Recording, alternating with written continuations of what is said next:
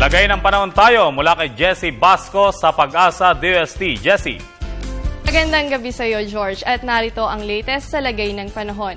Patuloy na umiiral ang amihan na nakakaapekto dito sa May Luzon at Visayas. Kaya naman makakaranas ang Cagayan Valley kasama ang probinsya ng Aurora at Quezon ng maulap na kalangitan na may mahinang pag-ulan.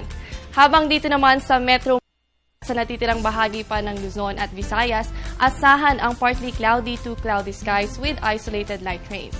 Samantala, ang trough of low pressure area ay nakakaapekto naman dito sa may southern Mindanao. Kaya maging handa na lamang dahil magkakaroon ng maulap na kalangitan na may mahina hanggang sa katamtamang pag-ulan at pagkidlat-pagkulog dyan sa Caraga, Davao Oriental, maging sa South Cotabato, Sultan Kudarat, Sarangani at General Santos City. At para naman sa natitirang bahagi pa ng Mindanao, magkakaroon naman kayo ng bahagyang maulap hanggang sa maulap na panahon na may pulong pag-ulan, pagkidlat at pagkulog. Paglilinaw lamang ng Pag-asa, wala sa loob ng Philippine Area of Responsibility ang LPA.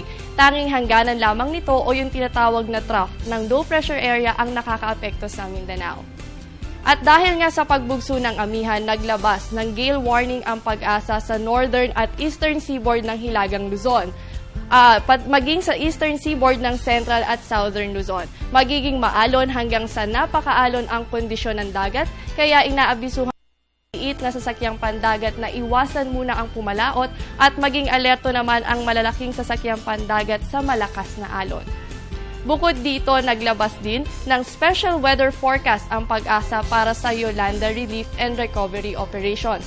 Magiging pabor ang panahon para sa pagtatransport ng relief goods at facilities via land and sea. Magkakaroon lamang ng maliit na tsansa ng isolated light rain sa Eastern Visayas at Bicol Region at maging sa Metrong Manila. Samantala, magiging maalon hanggang sa napakaalon naman ang kondisyon ng dagat sa Bicol Region habang katamtaman hanggang sa maalon na karagatan naman sa Eastern Visayas. Magbabalik ang Panahon TV makalipas ang isang paalala. Para bukas, sisikat ang araw 6:19 ng umaga at lulubog naman 6:01 ng gabi. Yan ang latest mula dito sa Pag-asa DOST. Para sa komprehensibong ulat panahon, sundan ang aming official social media accounts o kaya naman ay bisitahin ang aming website. Ang update na ito ay hatid sa inyo ng Panahon TV, kung saan walang pinipiling panahon ang pagbibigay impormasyon. Ako si Jessie Basco na nagsasabing walang dadaig sa taong may alam at laging handa. Balik sa iyo, George. Salamat, Jessie.